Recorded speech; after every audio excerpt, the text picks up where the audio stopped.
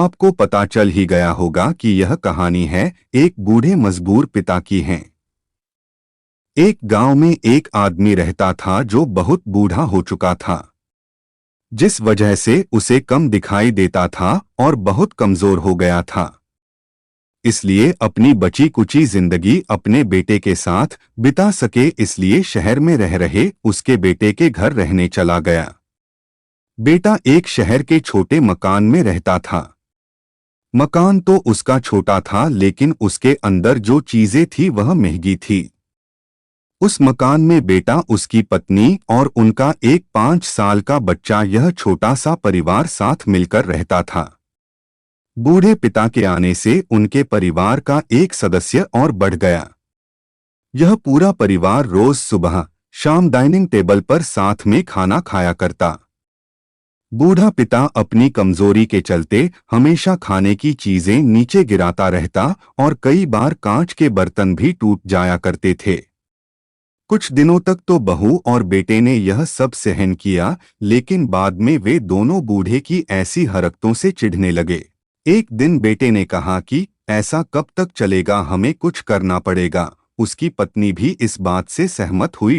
अगले दिन बेटा कहीं से एक पुराना मेज लेकर आया और घर के एक कोने में उसे लगा दिया और अपने पिताजी से कहा कि आप यहीं पर बैठकर खाना खा लिया कीजिएगा।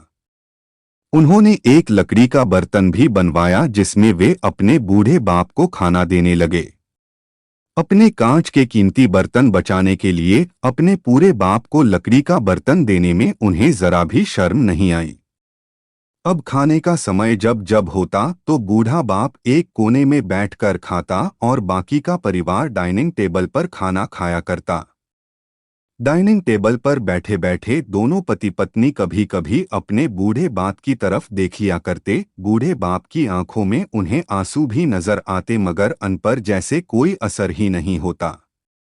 बूढ़े का पोता भी यह नजारा हमेशा देखता और वह अपने में ही खोया रहता। एक दिन जब पति पत्नी डाइनिंग टेबल पर बैठकर खाना खा रहे थे तब उनका बच्चा जमीन पर बैठकर कुछ कर रहा था।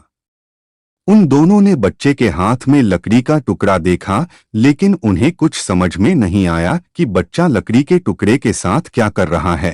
जब बच्चे के पिता ने उसे पूछा कि बेटा आओ खाना खा लो, तुम नीचे बैठकर क्या कर रहे हो, तब बच्चे ने भोलेपन से कहा, अरे मम्मी पापा, मैं आप दोनों के लिए लकड़ी का बर्तन बना रहा हूँ ताकि आप लोगों को जब आप बुरे हो जाओ तो दिन में खाना दे सकूं। अपने नादान बेटे द्वारा दी गई यह सहज बात दोनों के दिल में तीर की तरह उतर गई। दोनों एक दूसरे का चेहरा निहारने लगे।